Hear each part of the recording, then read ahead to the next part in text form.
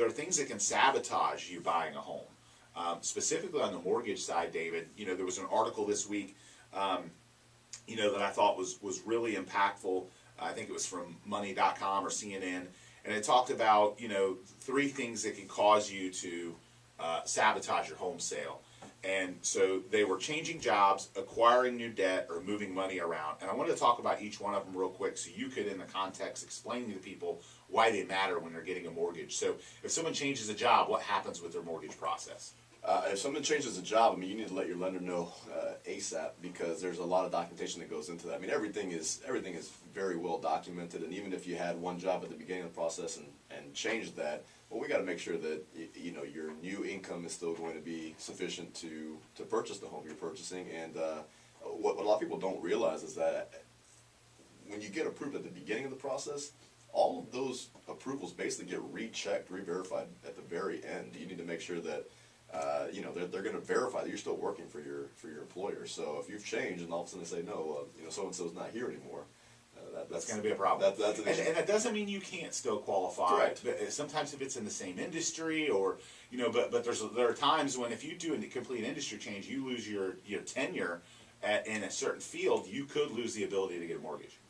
Yeah, absolutely. There's so many things you need to do. Just best advice is contact your lender. Just before you do anything, just ask them. I love my clients. God bless my clients, because they'll call me, but they're like, hey, I know you said this and this, before I deposit this money or this, right. It's like, hey, that's okay, or this is no, definitely don't do that. Let's wait. Well, so acquiring new debt's another big one. We see the people that will go out and get the new house, they're under contract, then they go buy a new car, new furniture on credit too.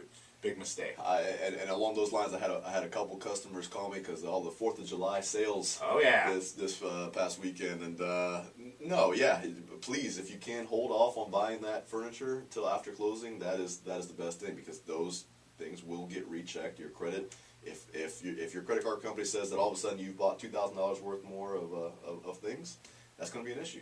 Yep, and it could affect your debt-to-income ratio. It could affect so many different variables. But I've seen it happen time and again where people, I didn't know, I didn't know going out and getting a new car. Or somebody will buy a car cash and think, well, it's okay because I had cash. No, but you just depleted your reserves. Now you don't have any reserves. So it's not just about credit. It's also about moving money around or big expenses. And that's the third item on here is, if you're moving money around or making big purchases, that can throw things off too.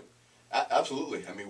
We are qualifying you based on your whole picture. So there's so many different buckets that you have to get approved for. Your debt-to-income ratio, what you have in the bank, and we're looking at everything from a 180-foot view, and we just need to make sure that everything is going to be as we expect. Again, if you're going to do something, whether it is you need to make a purchase, obviously things happen. Sometimes medical things happen, and sometimes you have to pay for this, you have to pay for that. Just do yourself a favor and let your lender know, and then let's come up with a solution on how to make it work.